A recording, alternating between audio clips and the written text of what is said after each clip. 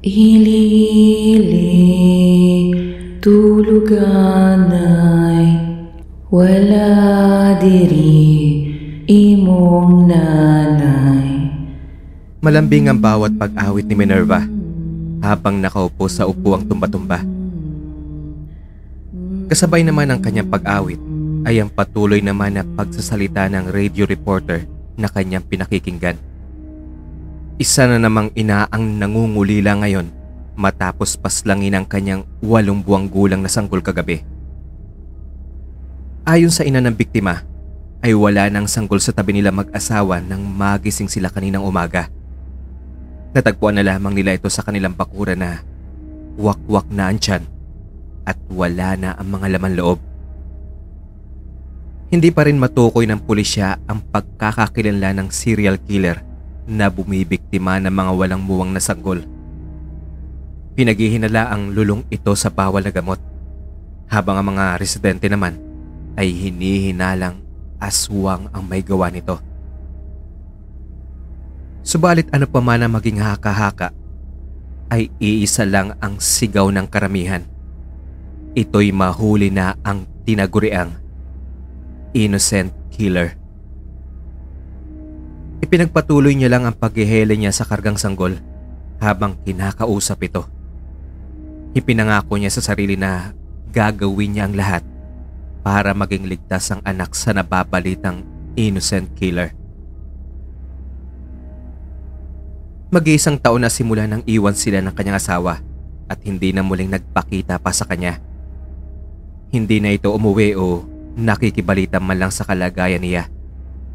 Sariwa pa sa kanyang alaala ang naging huling pag-uusap nila bago ito tuluyang umalis at hindi na nagpakita pa.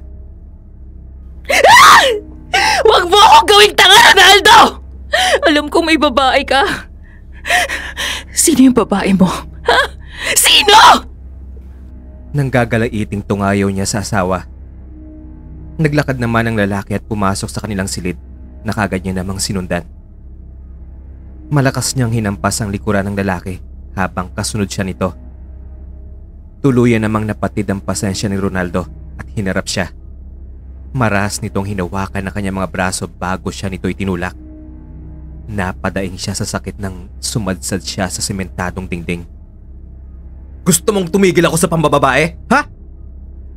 Singhal nito na ikinalaki ng mga mata niya. Mabilis siyang tumayo at sinugod ito. Sa totoo nga! Hayop ka! Hayop ka! Hayop ka! Humahagulgol na muli niya itong pinaghampas. Muli siyang itinulak ng asawa para mailayo siya nito. Binuksan nito ang tukador at inilabas mula roon ang mga damit nito. Isinilid ng lalaki ang damit sa bag na labis niyang ikinabahala. Minerva! Gusto mong tumigil ako sa pambababae, hindi ba? Pwes, bigyan mo ako ng anak! Singhal nito. Ilang saglit siyang natigilan at hindi nakapagsalita. Kumirot ang kanyang dibdib at nagsimulang umatak ang mga luha sa mga mata niya. Imposible kasi ang hinihingi ng kanyang asawa dahil paog siya. Hindi siya kailanman magkakaroon ng anak. Huwag mo ko iwan, Ronaldo! Ronaldo, huwag mo ko iwan! Huwag mo ko iwan! Pakiusap niya nang maglakad na palabas ang lalaki. Bitawan mo nga ako! Ano ba? Para saan pa pagsasama natin, di ba? Kung hindi mo naman ako mabibigyan ng anak, kaya bitawan mo na ako! Hayaan mo na ako umalis, Minerva!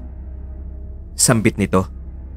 Tila ba kutsilyong paulit-ulit na tumarak sa dibdib niya ang sinabi ng asawa.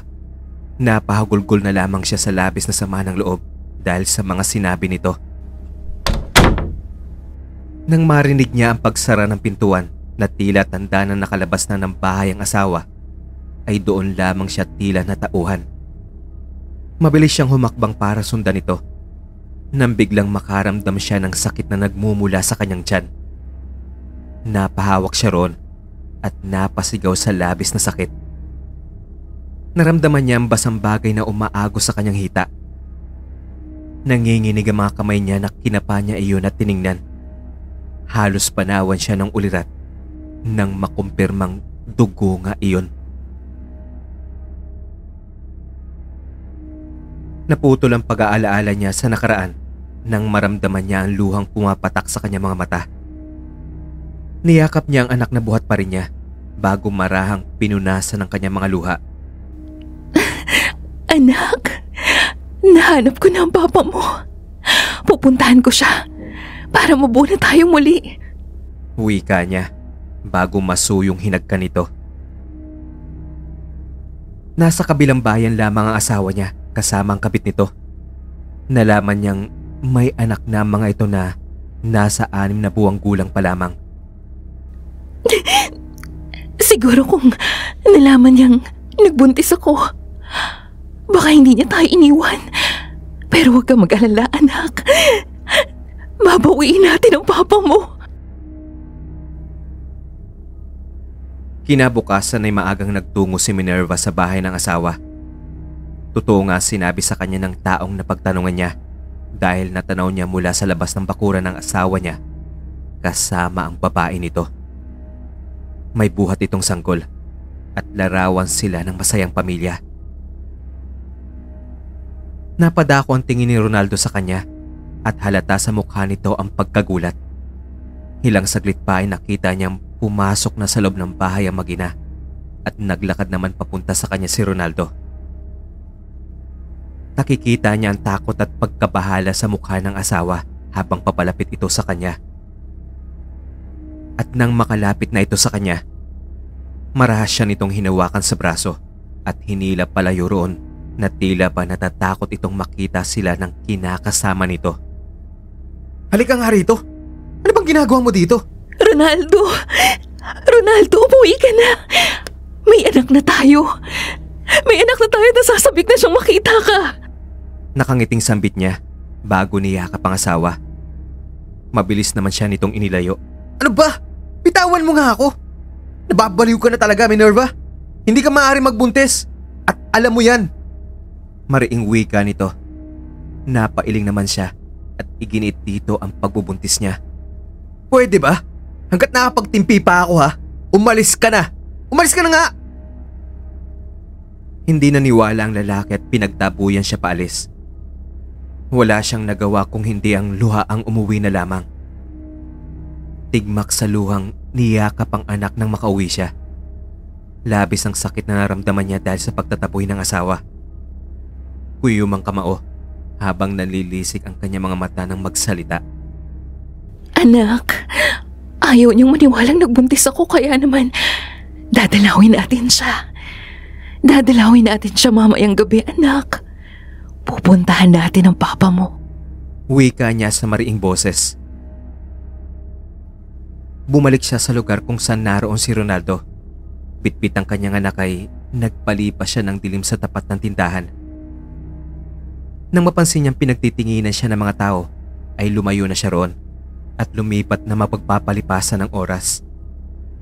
Ilang saglit pa ay nagsimula ng kumalat ang dilim. Nang wala ng mga tao, ay pumunta siya sa harap ng bahay nila Ronaldo. Marahan siyang sumampas sa mababang bakod bago patalo na pumasok sa loob. Anak, iyan ang bahay ng papa mo. Sambit niya habang may mapaglarong ngisi sa kanyang mga labi.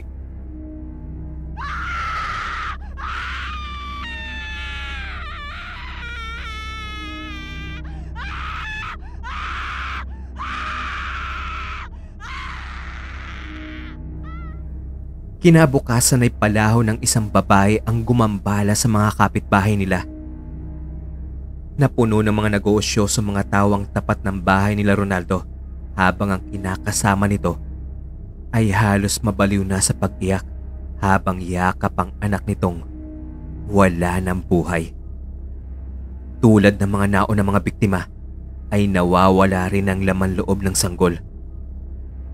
Labis ang bighating nararamdaman ni Ronaldo dahil napakatagal niyang inasama magkaroon ng anak. Subalit mawawala lang sa karumal-dumal na paraan. Isang babae ang lumapit sa mga pulis upang isuplong ang kahina-hinalang babae na pag-alagala kahapon sa lugar. Tila nagmamanman ito sa bahay nila Ronaldo at ang sinabi nitong deskripsyon ay tumugma kay Minerva. Marami nga ang tumistigo laban kay Minerva, kaya kagad na pinuntahan ito ng mga pulis. Abala naman ang babae sa paghihiwa ng mga laman loob na iluluto niyang dinugan nang datnan ng mga pulis.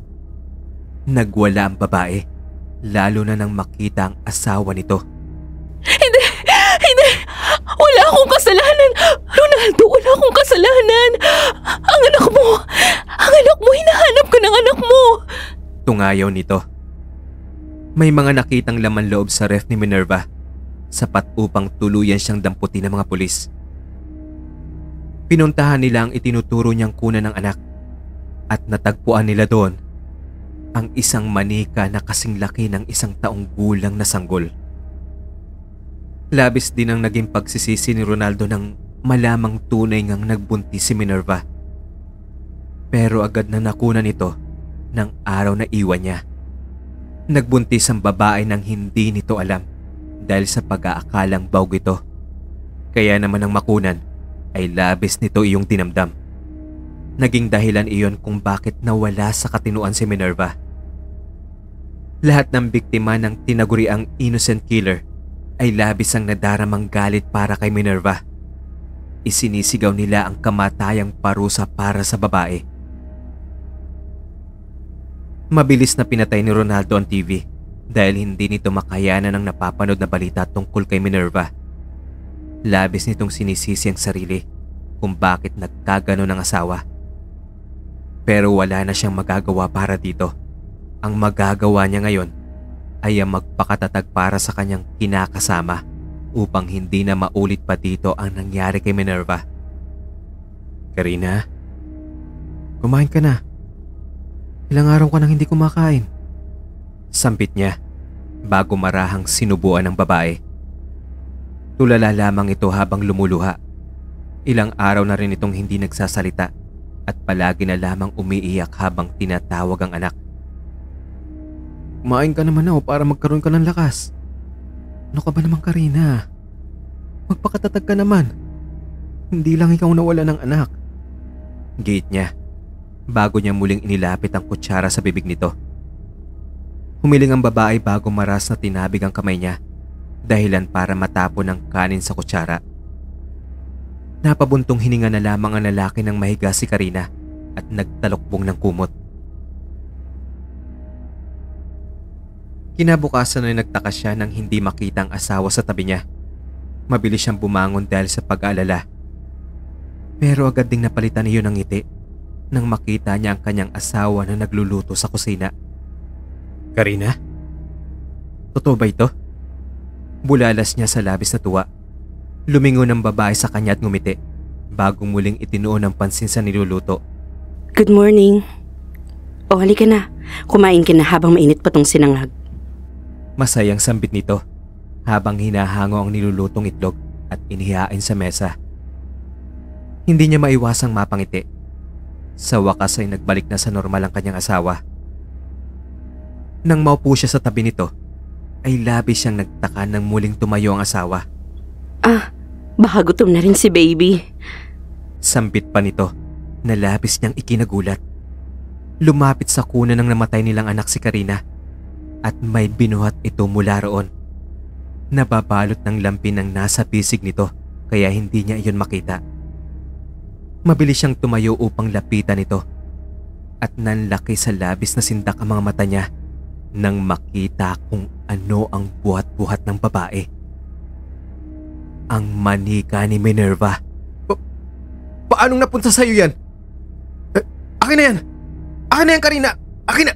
Bitawan mo! Bitawan mo yan! Sigaw ni Ronaldo at mabilis na inagaw ang manika sa babae. Pero naiiwas nito iyon. Ano ba? Bitawan mo! Ronaldo, masasaktan ang baby ko! Ano ba? Singhal ni Karina bago muling pinaghele ang manika.